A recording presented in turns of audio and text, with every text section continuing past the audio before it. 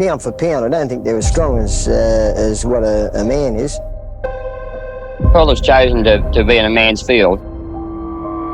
It's an unusual occupation for a young lady. She has to take the bumps. If she can't take them, well, I don't think that she should be in the game. I suppose that's my ambition, to win. They're too weak, too timid, too dumb and too shifty. It's not all glamour. It's every man for himself. Racing is a big business and it controls millions of dollars, and no, I don't give Paula any favour. Number 4, Black Gossip, 51.5, P. Wagg. Correct weight. I was the first female jockey to get a licence in WA, and I was very proud of that. There was only myself, Irene Pateman and Marilyn Fagan. They got licensed too not long after me. You know, it did indeed open the doors for other women riders to apply. But that didn't help me in any way to get rides. It's a popular choice of career, more than ever now, for women. But some of them simply don't realise what they're getting themselves into. They definitely don't. I've had a word with quite a few of them, and they've got no idea how hard it's going to be for them. When I first started riding, it was really hard. No one in my family had horses, so I didn't have anybody to support me, if you know what I mean. I had to just go to the track, find trainers that wanted a rider to ride their horse in the morning, and then hope to God that I could actually get the ride on that horse. If you're a trainer and an owner and you had a choice of putting Paula Wagg getting her licence recently on a horse or putting JJ Miller or Rod Kemp on a horse, I know which way they're going to go. Because it's been considered a man's sport for so long, it's just going to take, that little bit longer for them to accept girls. They'll happily put a 15-year-old boy on a horse, a little kid just starting out, whereas they'd never ever put a woman on, like a stronger woman. I think that's a bit of chauvinism. Quite often they would say, "Oh, I'd love to put you on this horse, Paula, but the owner wants a stronger rider on." You find a lot of people involved with racing have been born into it. Jockeys with trainers in their families have no trouble getting started, but Paula's not been so fortunate. Without a stable of good gallopers, John and Ellen Wagg could only encourage their daughter's ambition to become a professional jockey. My father took me to riding lessons in England. He bought me a horse and I was only 8 years old. I didn't want to come out to Australia. I was leaving my horses and friends behind. My first experience here was for show horses, doing show jumping, and then I got a job at a riding school. And I remember getting on this horse. It wasn't a thoroughbred, obviously, but it went around the course. I couldn't, go any faster, and I actually won the competition. A couple of the girls there said, "You'll get better money in a racing stable," and went to John O'Connor's racing stable in Helena Valley. And that was my first introduction to thoroughbreds. And I distinctly remember when I first got there, walking down the barn and looking at the horses and touching them, and their coats were like silk. And I said to the two young apprentice boys that were there, "Have these horses all been clipped? Why are they clipped?" He said, "No, they're not clipped. That's the thoroughbred's coat." From then on, I was just in love with the thoroughbred. It didn't take me too long to get another job at Braddon. And the trainer said to me, "Well, when we go to the track, Paul, I'd really like you to ride them in their fast work on the training tracks here," because that just wasn't allowed at the time for females to do that. And I just thought I would like to go into ladies' races, into the powder puff derbies that they started, because it was just all fun with the girls and no money. There was no betting in the early days. Had my first ride in an actual race. And there they go, they're off and running. And I came second. At the time, I had no idea that I was ever going to be turning professional. We didn't know it was going to lead to anything at all. And I just kept following anything that was happening overseas or anywhere to see what was happening in the real world where there was women that were riding in professional races. Australia was not allowing women to ride, and other parts of the world, most parts of the world, they were actually riding against the men. And I followed a lady called Linda Jones. To become a jockey, I went to Brazil in 1975, and there were 16 countries represented. The Australian girl and myself were the only two that couldn't compete against men. So I came home and I said to my husband, I want to be a jockey. They said I was too old. Because you're too old. I was 24 at the time. I was married. You have to ride in 10 barrier trials. I wasn't strong enough. And pass them all. Taking the livelihood of another jockey. You're not going to be able to be an apprentice. And no changing facilities. If you happen to enjoy solitude, then being a woman jockey in Perth's the way to get it. One thing their room at Belmont Park isn't is crowded. Is it hard being in here by yourself rather than mixing with all the other jockeys? No, I prefer to be here on my own because it's a lot quieter here. In fact, my husband said when I was applying for my licence, he was very supportive, but him being a jockey, I don't think women will make jockeys. He said, you probably ride a couple of winters, get it out of your system, get back into the kitchen. I don't know why I was in the kitchen because I wasn't very good in there anyway. A woman's place in racing is at home, ironing the silks, grooming and feeding the horses, and cleaning out stables. Paula Wagg is part of a growing sorority for making people like that eat their words. Red light on.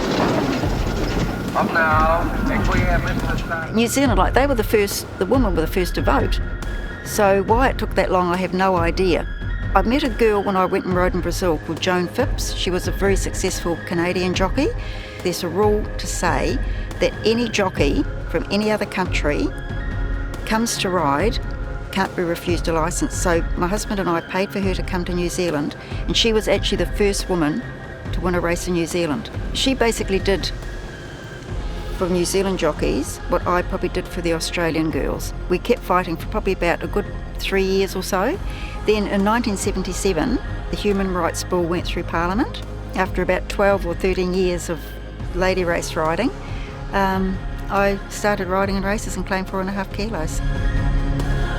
She just was so determined to change the rules in Australia so she could come over here and ride that, yeah, she really pushed that, so thank God for Linda. As soon as it was passed over East that they were going to change the rules, I put my application in straight away and I had to relinquish my trainer's licence. And then we'll consider giving you your fully fledged jockey's licence, no apprenticeship. I won my first race at my third ride against the men.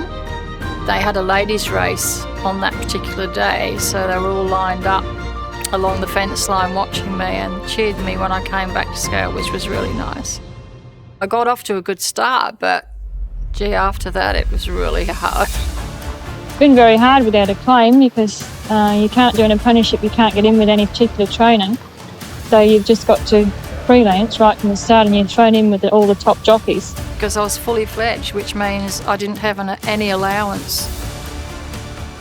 I was put in races starting out with some brilliant jockeys like J.J. Miller, Rod Kemp, Mark Sestich, Ian Albuino, all top riders, you know, and I was just going out there without any claiming allowance.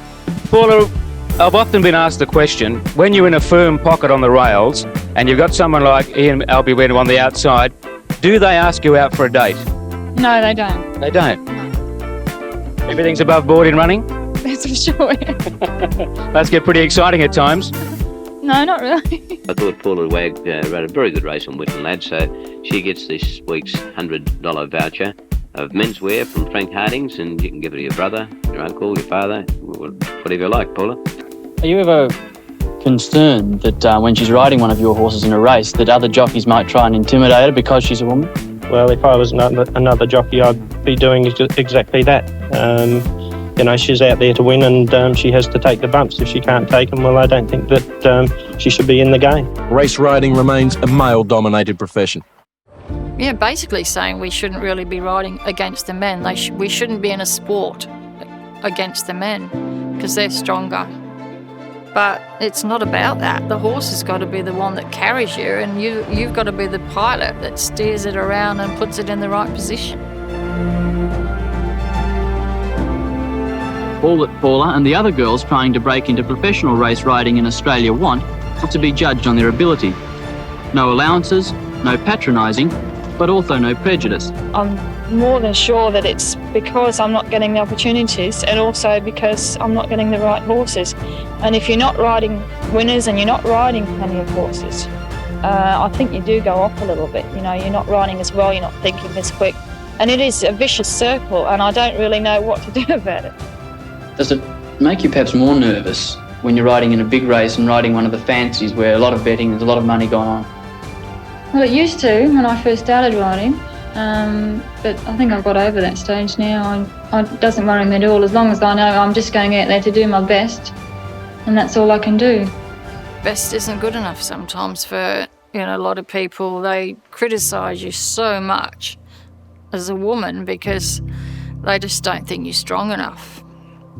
So I think that's why I was so slow in the first couple of years until I got invited to ride in Malaysia. We just had a steward come to us one day at the races. I've got you and Irene Pateman an invite to ride up in Perak, Ipoh, as invitation riders, the first 2 women to ride up there that they've, basically in the world. But I noticed the first time we went down to ride work at the stables, there was no girls in the stables, no girl track riders. It was very male-dominated up there. Then what do you think of Shamugam Stables?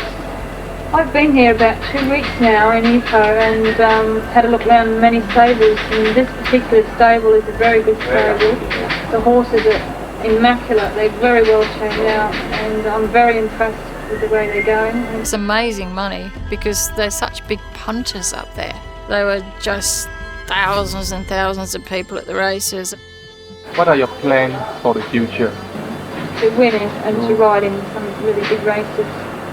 We got a tremendous support from everyone up there, and the leading trainer, Teh Choon Beng, he was a champion trainer up there, and he was the one that gave us most of our rides. It gave Paula a rails run, and she certainly made the most of it.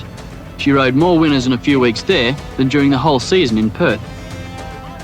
Very well treated by the trainer and the stewards. They were all very, very welcoming.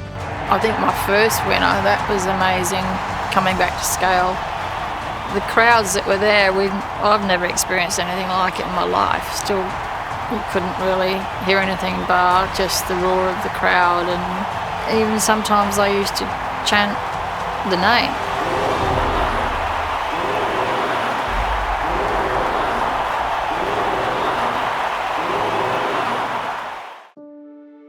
"27 wins and 32 seconds and 17 thirds. A couple of girls going up there and riding winners, and lots of them.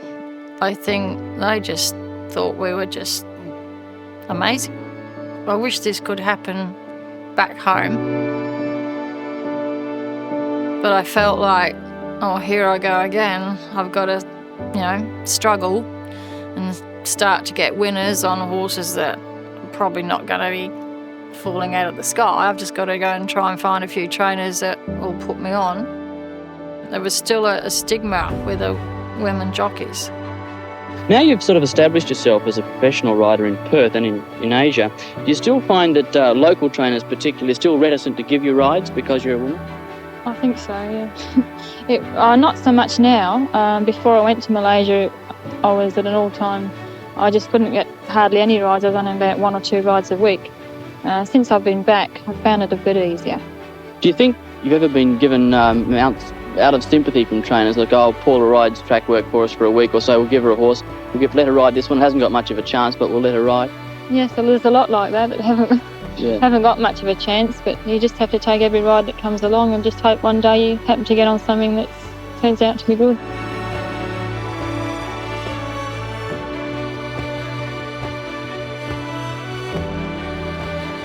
I just used to ride horses that none of the jockeys used to want to ride, the male jockeys. They'd say, this horse, I can't get anyone to ride it. Do you want to have a go? Trainers are keen that the jockey who's been riding the horse in training is also the race rider.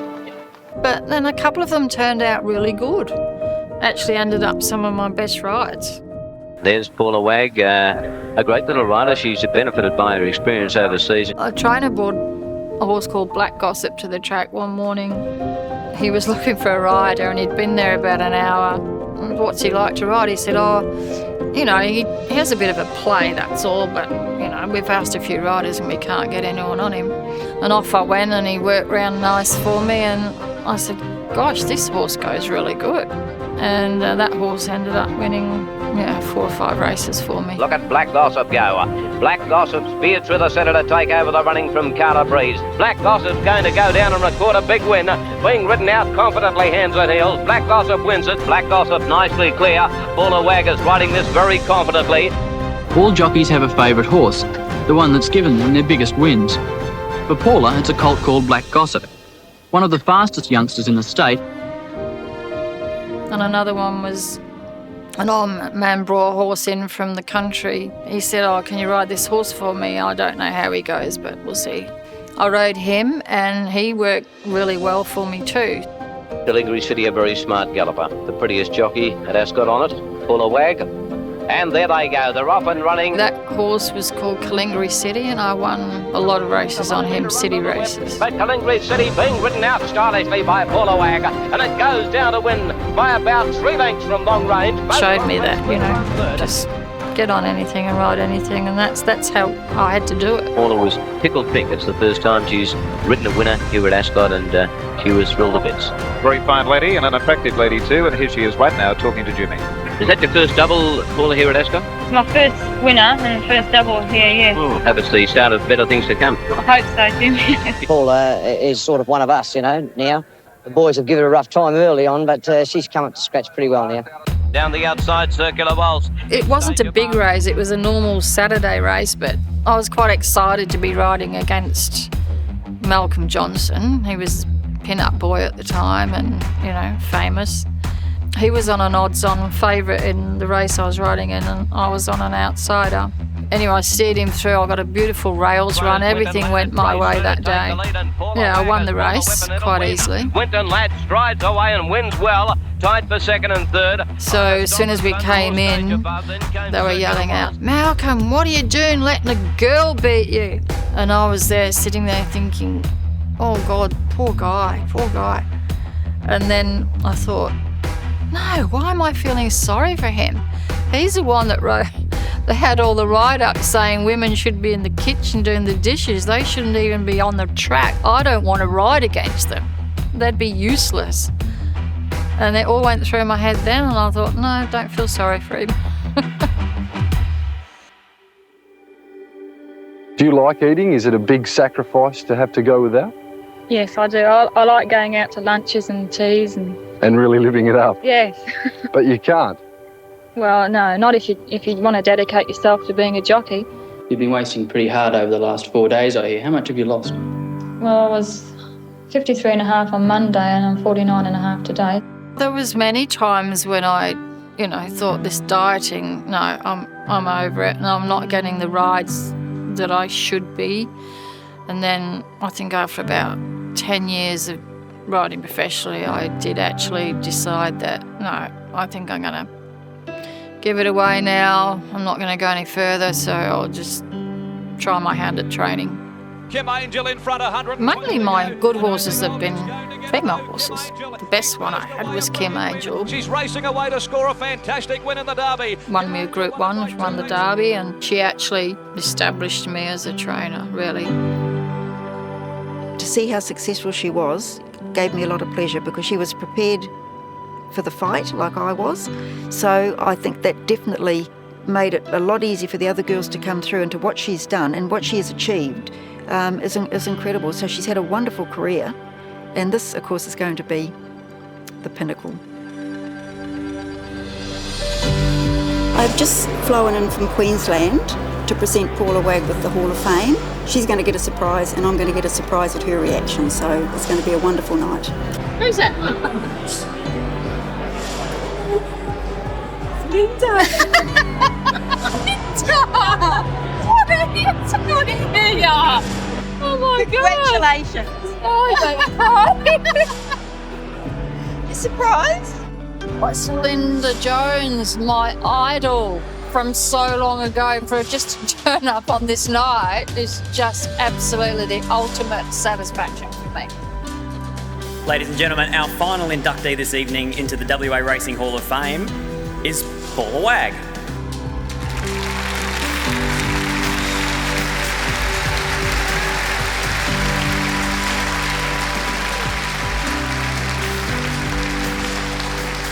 I think what Paula did for women jockeys is it made it easier for the girls to follow through and to make people realise that women actually could compete on the track against men. I had no big vision. I just wanted to do something I loved.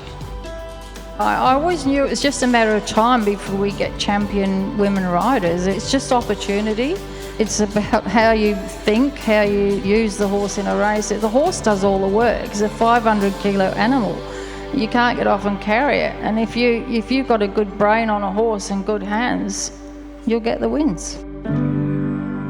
Oh, just a girl that loved her horses, was successful at what she put her hand to, and hopefully, it'll help other women and girls that get into the game to do well as well, because they will all know, you can be successful and make a good living out of, horses.